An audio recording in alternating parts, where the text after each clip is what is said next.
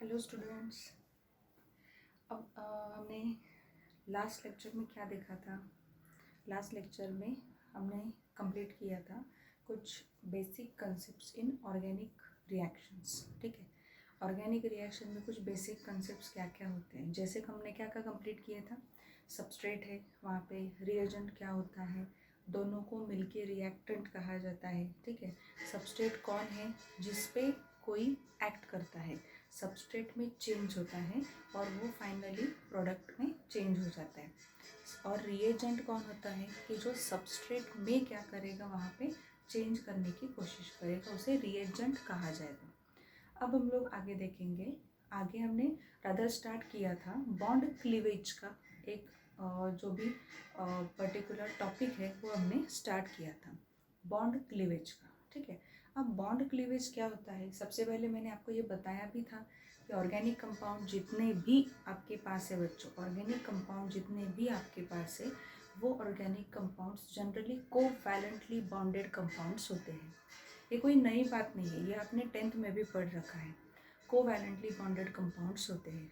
10th में आपने methane molecule का स्ट्रक्चर कैसे बनता है वो देखा है। मीथेन मॉलिक्यूल का क्रॉस एंड डॉट स्ट्रक्चर हमने बना के देखा है। वहाँ पे हमने देखा था कि कार्बन और हाइड्रोजन के बीच में क्या होता है, वहाँ पे कोवैलेंट बॉन्ड का फॉर्मेशन हमेशा से होता है। ओके, तो अब बॉन्ड क्लीवेज में हम लोग धीरे धीरे आगे बढ़ रहे थे। बॉन्ड क्लीवेज में मैंने आपको कहा था कि बॉन्ड क्लीवेज का मतलब क्या है एग्जैक्टली, क्लीव होना मतलब क्या, टूट जाना। ठीक है, बॉन्ड क्लीवेज दो तरीके से हो सकता है बच्चों। एक तो सबसे इम्पॉर्टेंट दो टाइप्स मैंने वहाँ पे बताए थे आपको, एक था होमोलिटिक क्लीवेज करके और दूसरा था हेटेरोलिटिक क्लीवेज करके। ठीक है, वो स्टार्टिंग हमने की थी। सपोज मैंने ये कहा था कि ए और बी के बीच में ये बॉन्डेड एटम्स है, ए और बी ये बॉन्डेड एटम्स है, इनके बीच में एक कोवैलेंट बॉन्ड है। ए और बी की इलेक्ट्रोनेगेटिविटी का डिफरेंस ज़्यादा नहीं है। ए और बी की इलेक्ट्रोनेगेटिविटी नियर अबाउट वहाँ पे क्या मिलती है, सेम। हम वो नहीं बोल सकते वैसे, बट नियर अबाउट वहाँ पे आपको सेम दिखाई देगी। सो ना ही सब electron shared pair of electron A के पास जाएंगे, ना ही सब shared pair of electron B के पास जाएंगे। Each bonded atoms will get one electron from bond electrons. ठीक है, मतलब ए के पास एक इलेक्ट्रॉन जाएगा, बी के पास एक इलेक्ट्रॉन जाएगा। हेटेरोलिटिक क्लीवेज, हेटेरोलिटिक क्लीवेज में स्पेसिफिकली थोड़ा सा याद रखना पड़ेगा आपको कि हेटेरोलिटिक क्लीवेज में सपोज मैंने कहा कि again A and B are the bonded atoms, वो बॉन्डेड एटम्स हैं, उनके बीच में कोवैलेंट बॉन्ड है। वो कोवैलेंट बॉन्ड कुछ इस तरीके से है कि वहाँ पे एक आपको एक सिचुएशन कंसिडर करनी है कि ए और बी के बीच में B is more electronegative than A, B is more electronegative than A. So what do you mean by electronegativity? Electronegativity is nothing but tendency of any atom to attract shared pair of electron towards itself. तो ये है electronegativity. तो उस हिसाब से तो B के पास दोनों के दोनों इलेक्ट्रॉन्स चले जाएंगे। देन यहाँ पे आपको A will have a positive charge and B will have a negative charge, मतलब यहाँ पे कैटायन का फॉर्मेशन होगा और एनायन का फॉर्मेशन होगा। ठीक है, सो ये यहाँ तक हम लोग आके पहुँचे थे। रादर हमने आगे ये भी देखा था कि जो भी होमोलिटिक क्लीवेज है वो दिखाने का तरीका, मतलब वहाँ पे एरो किस तरीके से दिखाए जाते हैं, वहाँ पे फिश हुक वाला हाफ एरो वहाँ पे हम दिखाते हैं। ठीक है, टेल जो होती है एरो की वो क्या रिप्रेजेंट करती है, इलेक्ट्रॉन कहाँ से निकल रहा है, और हेड जो होता है वो क्या रिप्रेजेंट करता है कि इलेक्ट्रॉन कहाँ पे आके पहुँचा है। ठीक है, वो हमने देखा था होमोलिटिक क्लीवेज में। हेटेरोलिटिक क्लीवेज में क्या दिया था, हेटेरोलिटिक क्लीवेज में फिश हुक नहीं, एक सिंपल एरो आपने बनाया था, हाफ एरो नहीं था, सिंपल एरो बनाया था। वो एरो से हम ये बोलना चाहते थे कि ये मोर इलेक्ट्रोनेगेटिव एटम कौन सा है इन बिटवीन बॉन्डेड एटम्स। सो वो पर्टिकुलर इलेक्ट्रोनेगेटिव एटम जो होगा वो क्या करने की कोशिश करेगा, उन शेड पेयर ऑफ इलेक्ट्रॉन्स को खुद की तरफ खींचने की कोशिश करेगा। यहाँ तक हम लोग आके पहुँचे थे। सो इसके बाद हम लोग कुछ और जानकारी लेने वाले हैं होमोलिटिक एंड हेटेरोलिटिक क्लीवेज के बारे में with the help of one example. ठीक है,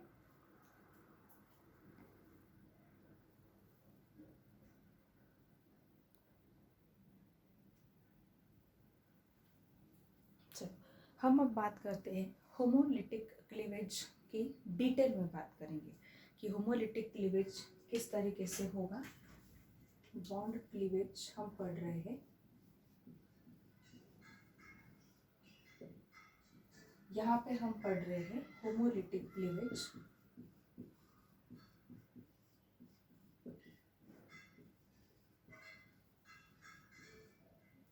होमोलिटिक क्लीवेज ये हम यहाँ पे पढ़ेंगे।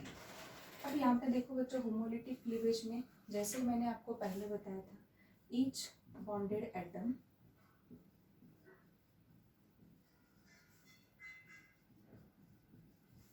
will get 1 electron each,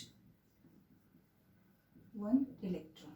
ठीक है, मतलब अगर मैंने यहाँ कहा कि A और B, यहाँ पे होमोलिटिक क्लीवेज आपको दिखाना है। कैसे दिखाओगे? इस तरीके से फिश हुक एरो आपको दिखाना है। यहाँ पे आप दिखाओगे A के पास भी एक इलेक्ट्रॉन आ गया, B के पास भी एक इलेक्ट्रॉन आ गया। यहाँ तक हमने रिप्रेजेंटेशन देखा था। आगे भी मैंने आपको ये चीज़ बताई थी कि होमोलिटिक क्लीवेज होने के लिए आपके पास कुछ कंडीशन का होना ज़रूरी है। होमोलिटिक क्लीवेज के लिए क्या ज़रूरी है? कंडीशंस ज़रूरी है। अब कौन से कंडीशंस रिक्वायर्ड है? अल्ट्रा वायलेट रेडिएशंस के प्रेजेंस में हो सकता है, हाई टेम्परेचर्स पे हो सकता है, या पेरोक्साइड्स जो होते हैं, सूटेबल पेरोक्साइड्स जो होते हैं, उनके प्रेजेंस में होता है होमोलिटिक क्लीवेज। ठीक है, अब यहाँ पे होमोलिटिक क्लीवेज हमने यहाँ तक देखा। ठीक है, डेफिनेशन भी मैंने उस दिन आपको बताई थी कि होमोलिटिक क्लीवेज की डेफिनेशन आपको टेक्स्ट बुक में मिल जाएगी, बट एटलीस्ट आपको पता होना चाहिए कि होमोलिटिक क्लीवेज में होता क्या है। बॉन्डेड एटम, वहाँ पे अगर A और B हमने दिखाए हैं तो बॉन्डेड एटम जो होते हैं हर एक को एक एक इलेक्ट्रॉन वहाँ पे मिल जाएगा। और ये जो यहाँ पे फॉर्म हो रहा है A और B, इन दोनों को क्या कहा जाता है? इन दोनों को कहा जाता है फ्री रेडिकल। ये है फ्री रेडिकल्स, या सिर्फ हम इसे क्या बोल सकते हैं? रेडिकल भी बोल सकते हैं। ठीक है, ये फ्री रेडिकल्स है, ये फ्री रेडिकल्स है। और ये फ्री रेडिकल से इसका मतलब क्या हुआ? यहाँ पे हम ये बोल सकते हैं कि ये फ्री रेडिकल ऐसे होते हैं कि जो इलेक्ट्रॉन के सर्च में रहेंगे। जो क्या करेंगे? इलेक्ट्रॉन के सर्च में रहेंगे। ऐसा क्यों? इलेक्ट्रॉन को हमेशा वो ढूंढते रहेंगे, कोई मिलेगा क्या? ऐसा क्यों होगा बच्चों? देखो आप सपोज मैंने कहा कि A एक फ्री रेडिकल है। ठीक है, इसके पास क्या है? एक इलेक्ट्रॉन इसके पास है। इसको किसी से तो भी बॉन्ड बनाना है, इसको किसी से तो भी बॉन्ड बनाना है। तो अगर बॉन्ड प्रिपेयर करना है तो एक बॉन्ड प्रिपेयर करने के लिए कितने इलेक्ट्रॉन की रिक्वायरमेंट होती है? कोवैलेंट बॉन्ड की बात हम कर रहे हैं, कितने इलेक्ट्रॉन की रिक्वायरमेंट होगी? 2 इलेक्ट्रॉन की। इसके पास क्या है? इसके पास एक ही इलेक्ट्रॉन है। ठीक है, तो वो क्या ढूंढता रहेगा हमेशा? कोई उसे ऐसा मिल रहा है क्या कि उसके पास इलेक्ट्रॉन वहाँ पे हो और वो उसके साथ क्या कर सके? पेयरिंग कर सके। सपोज मैंने ये कहा कि ऐसा कोई दूसरा एटम यहाँ पे पड़ा है कि इसके पास क्या है? इलेक्ट्रॉन है। इसके पास क्या है? इलेक्ट्रॉन है। तो वो तुरंत क्या करेगा? यहाँ पे वो A D के साथ क्या बना सकता है? बॉन्ड बना सकता है। इसलिए आपके टेक्स्ट बुक में ये दिया है बच्चों कि हमेशा से ये जो फ्री रेडिकल होते हैं ना, न्यूट्रल फ्री रेडिकल जो होते हैं, ये जिसे कॉमनली रेडिकल कहा जाता है, ये रेडिकल हमेशा से इलेक्ट्रॉन सीक करते रहते हैं, इलेक्ट्रॉन को ढूंढते रहते हैं। किस लिए ढूंढते रहते हैं? उनके पास बॉन्डिंग करने के लिए एक इलेक्ट्रॉन है और एक इलेक्ट्रॉन की उसको रिक्वायरमेंट है। तो और एक इलेक्ट्रॉन उनको कहीं से मिल रहा है क्या? अगर वो इलेक्ट्रॉन प्रोवाइड हो गया, इलेक्ट्रॉन री स्पेसिस से अगर वो इलेक्ट्रॉन प्रोवाइड हो गया, तो वो दोनों मिलके क्या बना लेंगे? बॉन्ड यहाँ पे बना लेंगे। कुछ इस तरीके से मैंने आपको इसे समझाया है। तो और एक एग्जाम्पल यहाँ पे लेके देखते हैं। देखो कि सपोज एग्जाम्पल हम लेते हैं कि अब यहाँ पे मैंने एग्जाम्पल जो भी लेना है वो एक्चुअल में जो हो रहा है वही एग्जाम्पल आपको यहाँ पे लेना है। कि सपोज यहाँ पे मैंने कहा कि CH3Cl, ये पर्टिकुलर कंपाउंड आपके पास, ये कौन सा कंपाउंड है, IUPAC नॉमेनक्लेचर से इसका नाम क्या होगा, इसका नाम है क्लोरोमीथेन करके। इसे क्या कहा जाएगा, क्लोरोमीथेन या मिथाइल क्लोराइड भी कहा जाएगा। इसे क्लोरोमीथेन या मिथाइल क्लोराइड भी कहा जाएगा।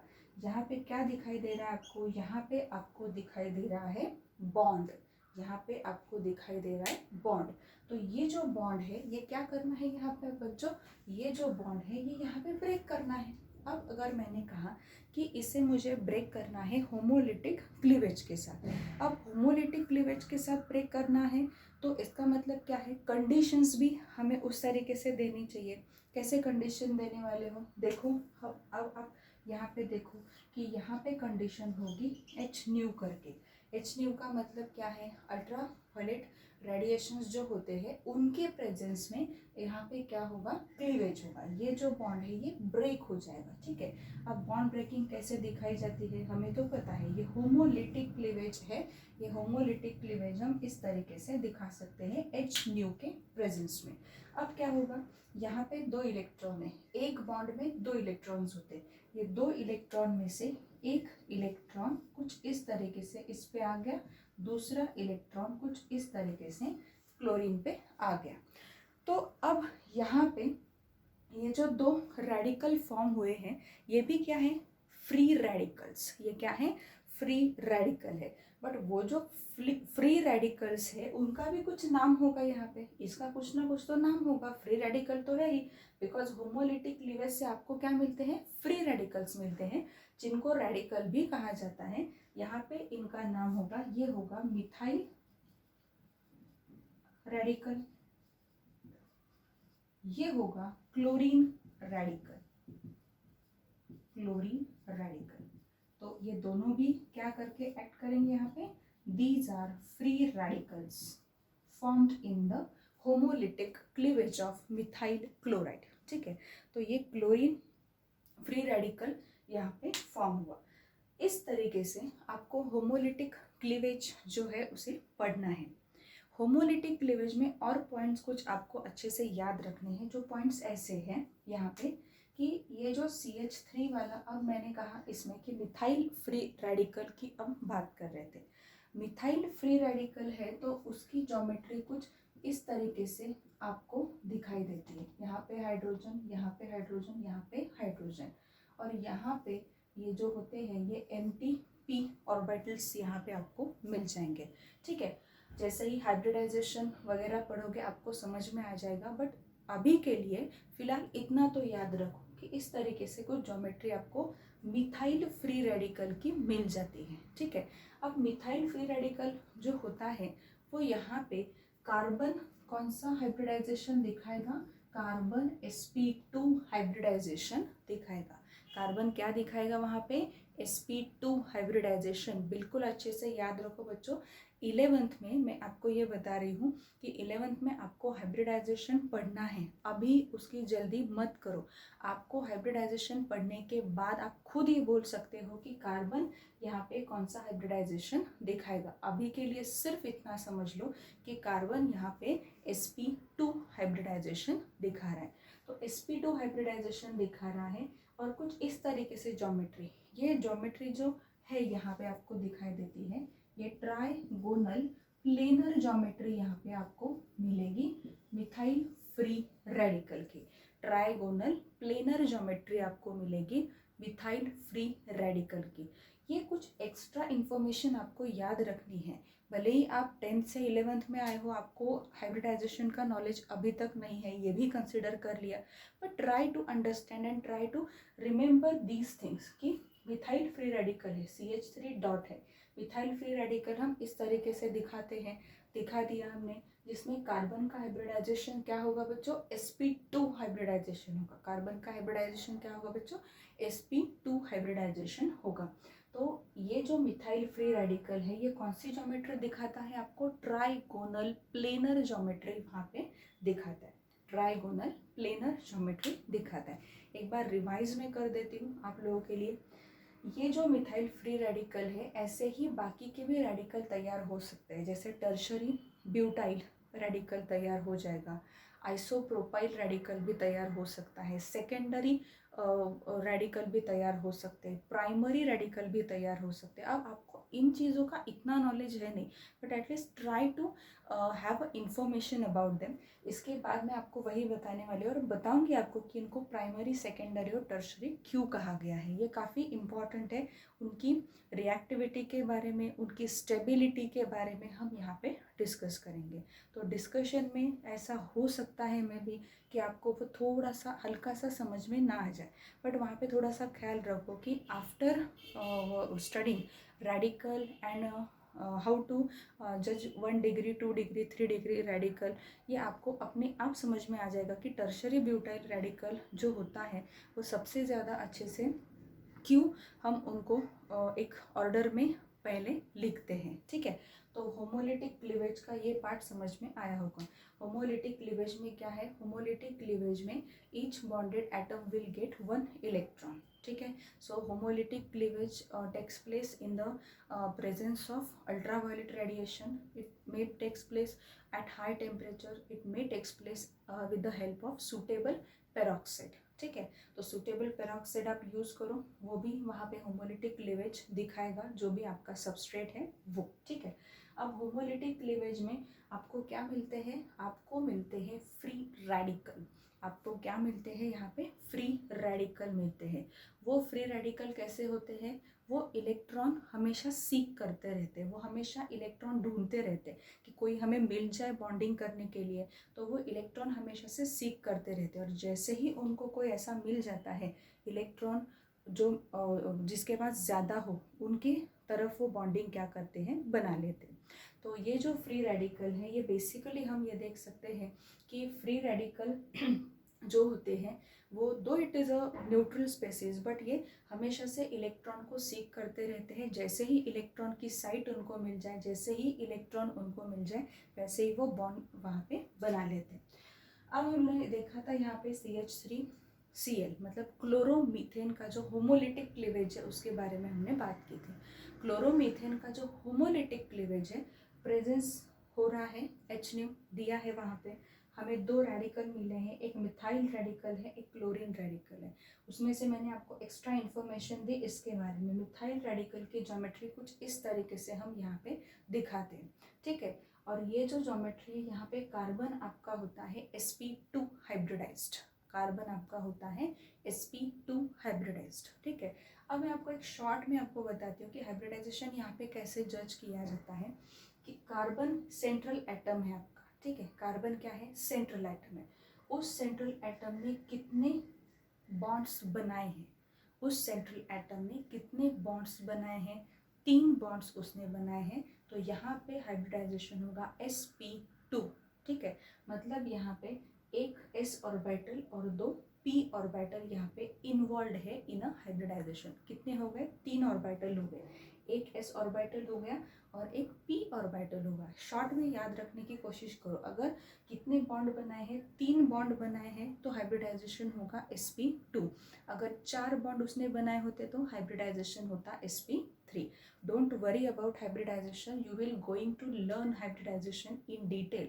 मैं आपको समझाऊंगी हाइब्रिडाइजेशन, बट वो टॉपिक अलग है, इसलिए यहाँ पे एक शॉर्ट ट्रिक मैं आपको बता रही हूँ कि किस तरीके से हाइब्रिडाइजेशन आपको याद रखना है। And it has a trigonal planar geometry. दिखाई दे रहा है? ट्राइगोनल प्लेनर ज्योमेट्री यहाँ पे है।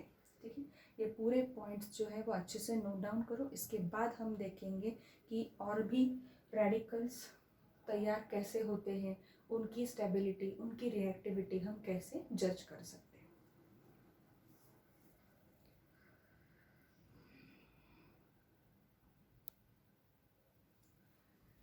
अब बच्चों यहाँ पे देखो, अल्काइल फ्री रेडिकल फॉर्म हुआ था, तो अल्काइल फ्री रेडिकल के बारे में थोड़ा सा हमें पढ़ना है डिटेल में। ठीक है, अल्काइल फ्री रेडिकल जो है यहाँ पे वो क्लासीफाई हो सकते हैं as 1 degree 2 degree 3 degree alkyl free radical. 1 degree मतलब क्या है? Primary alkyl free radical. 2 degree मतलब secondary alkyl free radical. 3 degree मतलब टर्शरी अल्काइल फ्री रेडिकल। ये यहाँ पे मैंने जो लिखा है ये यहाँ पे आपको एग्जाम्पल्स भी मिलेंगे 1 degree 2 degree 3 degree free radical के, और उसकी स्टेबिलिटी के बारे में भी हम लोग क्या करेंगे, डिस्कस करेंगे कि जब वो रिएक्शन मैकेनिज्म में वहाँ पे आ रहा है तो वो कितना वहाँ पे अच्छे से रिएक्शन में वहाँ पे फ्रीली क्या कर सकता है, इन्वॉल्वमेंट दिखा सकता है। उस तरीके से हम यहाँ पे देखेंगे या वो कैसे और किस तरीके से स्टेबिलिटी वहाँ पे दिखाएगा। अब यहाँ पे देखो, पहले समझने की कोशिश करो कि 1 डिग्री 2 डिग्री और 3 डिग्री रेडिकल है क्या। सपोज मैंने कहा कि ये यहाँ पे एक कार्बन है जो एक रेडिकल के फॉर्म में आपको मिल रहा है। This particular carbon which is in a form of radical, if it is attached to 3 other carbon atoms, if it is attached to 3 other carbon atoms, then it is going to be 3 degree free radical, then it is going to be 3 degree free radical। काफ़ी simple है। देखो यहाँ पे carbon है, जहाँ पे electron है वो कार्बन अदर 3 कार्बन से अटैच्ड होना चाहिए, तो उसे क्या कहा जाएगा, 3 डिग्री मतलब यहाँ पे टर्शरी फ्री रेडिकल कहा जाएगा। और इस ग्रुप का नाम क्या है, टर्शरी ब्यूटाइल फ्री रेडिकल। इस ग्रुप का नाम क्या है, टर्शरी ब्यूटाइल फ्री रेडिकल। देखो बच्चों, अब टर्शरी ब्यूटाइल ग्रुप जो है वो आपने इससे पहले भी पढ़ा है IUPAC नोमेनक्लेचर में, वो कोई नया नहीं है। टर्शरी ब्यूटाइल फ्री रेडिकल में क्या होता है, एक कार्बन है जो कार्बन अदर 3 कार्बन के साथ अटैच्ड है, तो वो क्या बन गया, ये कार्बन बन गया 3 डिग्री फ्री रेडिकल। क्या बन गया वो, 3 डिग्री फ्री रेडिकल। 3 डिग्री क्यों बन गया, because this particular carbon which acts as a free radical, it is attached to 3 other carbon atoms, it is attached to 3 other carbon atoms, तो वो 3 degree free radical वहाँ पे बन गए। 2 degree की अब बात करते हैं, सिर्फ एग्जाम्पल पे फोकस करो, फॉरगेट अबाउट द नेम, ठीक है। 2 डिग्री फ्री रेडिकल क्या कहा था मैंने, कार्बन है, ठीक है, ये कार्बन 2 कार्बन से अटैच्ड है, ठीक है।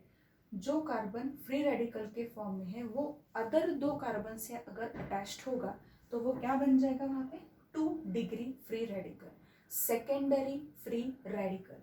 इसका नाम क्या है यहाँ पे स्पेसिफिकली, आइसोप्रोपाइल फ्री रेडिकल। इसका नाम क्या होगा बच्चों, isopropyl free radical. Same case happens with this, ये क्या है, अब ये फ्री रेडिकल वाला कार्बन है आपका, it is attached to only 1 carbon atom. ये कार्बन जो है, ये कार्बन आपका स्पेशल है, कंसिडर करो, and it is attached to only 1 carbon atom, so it is nothing but 1 degree carbon free radical, ठीक है। ये 1 डिग्री फ्री रेडिकल हो गया। क्यों फ्री रेडिकल 1 डिग्री है ये, because this carbon it is a special carbon over which we have spotted an electron, ठीक है। वो कार्बन दूसरे एक ही कार्बन से अटैच्ड है, ठीक है, तो ये बन गया 1 डिग्री फ्री रेडिकल। और यहाँ पे देखो, इसके साथ कोई भी अटैच नहीं है, इसके साथ कोई भी अटैच नहीं है, तो ये क्या बन गया यहाँ पे, सिर्फ फ्री रेडिकल। इसे कई बुक में ये दिया भी जाता है, ये है 0 degree free radical, but 0 degree free radical बोलने की ज़रूरत नहीं होती। Generally alkyl radicals are classified into 3 categories. Alkyl radical की 3 कैटेगरीज होती है, tertiary, secondary and primary. Tertiary का मतलब क्या है, कार्बन जिसके पास एक इलेक्ट्रॉन है, वो कार्बन अदर 3 कार्बन से अगर अटैच्ड हो तो वो हो गया 3 डिग्री फ्री रेडिकल। अगर कार्बन ऐसा है कि जो कार्बन जिसके ऊपर डॉटर इलेक्ट्रॉन है वो अदर 2 कार्बन से अगर अटैच्ड हो गया तो वो बन गया 2 डिग्री फ्री रेडिकल, ठीक है।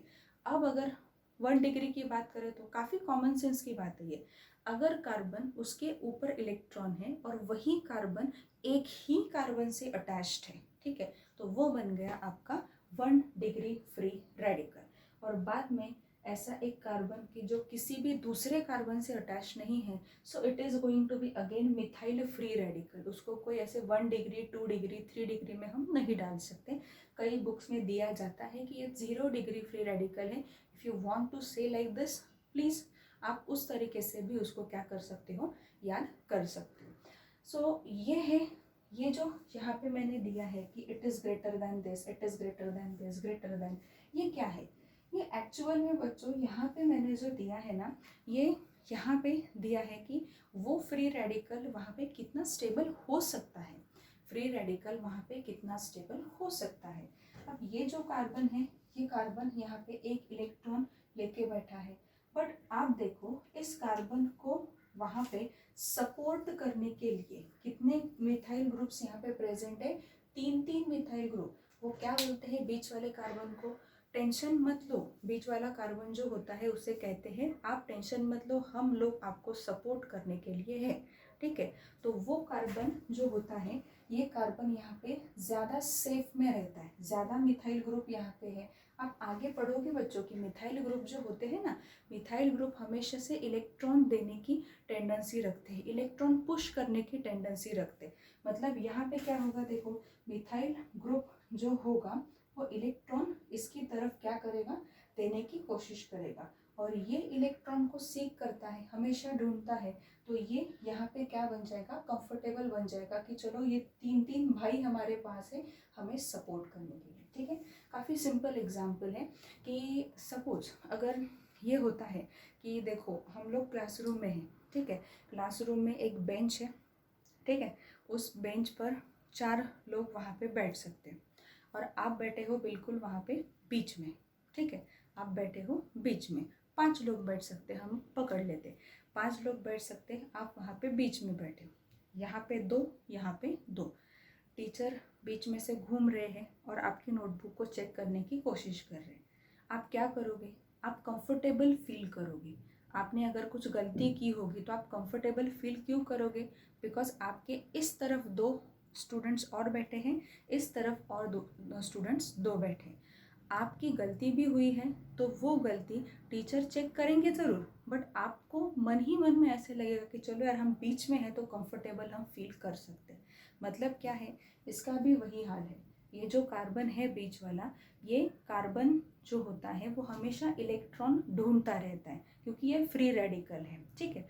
अब ये जो फ्री रेडिकल है, ये फ्री रेडिकल को अगर ऐसे कोई भाई मिल जाते हैं कि जो भाई ऐसा बोल सकते हैं कि नहीं मेरे पास के जो इलेक्ट्रॉन है ना वो मैं तुम्हारी तरफ देने की कोशिश करूँगा, तो क्या ये थोड़ा अच्छे से कंफर्टेबल नहीं हो जाएगा? ये ज़्यादा कंफर्टेबल हो जाता है बिकॉज इसके अराउंड कितने मिथाइल ग्रुप्स है? 3 मिथाइल ग्रुप्स इसके अराउंड है। ये यहाँ पे देखो ये वाला कार्बन, ये बेचारा ये कार्बन ऐसा है कि इसके इस साइड और इस साइड में एक एक मिथाइल ग्रुप यहाँ पे प्रेजेंट है, मतलब 2 मिथाइल ग्रुप प्रेजेंट है।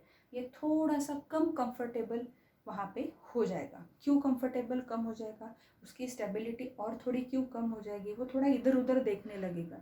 ये 2 लोग हैं, ये बोल रहे हैं उसको कि हम हैं इलेक्ट्रॉन तुम्हारी तरफ देने के लिए, बट ये तभी भी थोड़ी सी इनसिक्योरिटी फील कर रहा है। क्यों फील कर रहा है? बिकॉज 2 ही मिथाइल ग्रुप है, वेराज ये कार्बन के पास कितने कितने हैं? 3 मिथाइल ग्रुप। वो क्या करने की कोशिश कर रहे हैं वहाँ पे? उसको इलेक्ट्रॉन देने की कोशिश कर रहे हैं। तो ये ज़्यादा कंफर्टेबल होगा। कंफर्टेबल का सेंस यहाँ पे अच्छे से लो, स्टेबल होगा। ये उससे थोड़ा कम स्टेबल होगा। यहाँ पे अगर हमने देखा CH3 CH2 डॉट, तो इसके पास तो बेचारा एक ही है साइड में बैठा हुआ, वही बोल रहा है कि मैं तुम्हारी मदद करता हूँ, मैं तुम्हारे पास इलेक्ट्रॉन देने की कोशिश करता हूँ, ठीक है।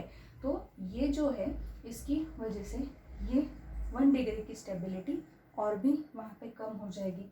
और ये तो बेचारा इसके पास कोई भी ना यहाँ पे ना यहाँ पे ना ऊपर ना नीचे कोई भी नहीं है, तो ये बेचारा बिल्कुल ही अकेला वहाँ पे फील करेगा। कंफर्टेबलनेस उसका बहुत कम होगा। And in this way comfortable situation अगर आपको देखनी है, स्टेबल सिचुएशन अगर आपको देखनी है, तो टर्शरी ब्यूटाइल फ्री रेडिकल में स्टेबल सिचुएशन आपको मिलेगी। यहाँ पे आपको वो सिचुएशन थोड़ी कम मिलेगी, ठीक है। मतलब ये है अल्काइल फ्री रेडिकल के types 1 degree 2 degree 3 degree and you can say 0 degree. और ये नीचे जो रेंज आपको ऑर्डर आपको प्रोवाइड की है, it is all about it's stability, it is all about it's stability. और जितने वो स्टेबल होते हैं ना बच्चों, वो उस तरीके से रिएक्शन में इन्वॉल्वमेंट दिखाते हैं, बिकॉज वो स्टेबल है, वो अच्छे से स्टेबल है, वो रिएक्शन में इन्वॉल्वमेंट बहुत अच्छे से वहाँ पे दिखा सकते हैं। तो ये एक था। और एक पॉइंट वहाँ पे हमारा रह गया था कि सपोज हमने एक मिथाइल फ्री रेडिकल का स्ट्रक्चर देखा था, अभी जस्ट देखा था, कार्बन, यहाँ पे हाइड्रोजन है, यहाँ पे हाइड्रोजन है, यहाँ पे हाइड्रोजन है, ये यहाँ पे है, और एक इलेक्ट्रॉन यहाँ पे है, ये pz ऑर्बिटल, इसे कहा जाता है pz ऑर्बिटल। इसके ऊपर क्वेश्चंस आते हैं बच्चों, बहुत अच्छे से ध्यान रखो, इसके ऊपर क्वेश्चंस हमेशा आते हैं। यहाँ पे ये मिथाइल फ्री रेडिकल है, it exhibits trigonal planar geometry, ठीक है, प्लेनर ट्राइगोनल ज्योमेट्री वहाँ पे है, ठीक है। कार्बन, ये बीच वाला जो कार्बन है, it is sp2 hybridised carbon. और ये जो यहाँ पे ऑर्बिटल दिखाई दे रहा है, ऑर्बिटल मतलब क्या है, the place where electron reside, electron जहाँ पे वहाँ पे रहता है उसे ऑर्बिटल कहा जाएगा। तो ये pz वाला क्या है, ऑर्बिटल है, जिसमें एक इलेक्ट्रॉन आपको दिखाई देगा, वो एक इलेक्ट्रॉन यही है, ये वाला एक इलेक्ट्रॉन। दूसरा उसे कोई मिल जाता है तो वो दूसरे से पेयर कर लेगा, बॉन्डिंग कर लेगा, और वहाँ पे बॉन्ड वहाँ पे तैयार हो जाएगा।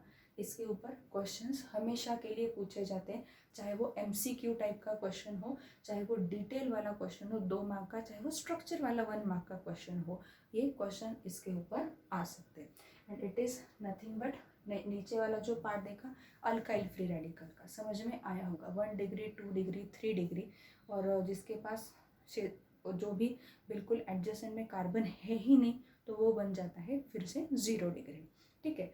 अब एक पॉइंट यहाँ पे बीच में रह गया था, फ्री रेडिकल, जिस पर्टिकुलर ऑर्गेनिक रिएक्शन में फ्री रेडिकल का फॉर्मेशन पहले होता है और फिर वो रिएक्शन आगे प्रोसीड करती है, तो वो जो पर्टिकुलर रिएक्शंस होते हैं उन रिएक्शन को क्या कहा जाएगा बच्चों, उन रिएक्शन को कहा जाता है फ्री रेडिकल ऑर्गेनिक रिएक्शन। उसे क्या कहा जाएगा, फ्री रेडिकल ऑर्गेनिक रिएक्शन। और यू कैन से, आप ये भी बोल सकते हो कि ये एक तरीके के नॉन पोलर रिएक्शन है, एक तरीके के क्या है, नॉन पोलर रिएक्शन से।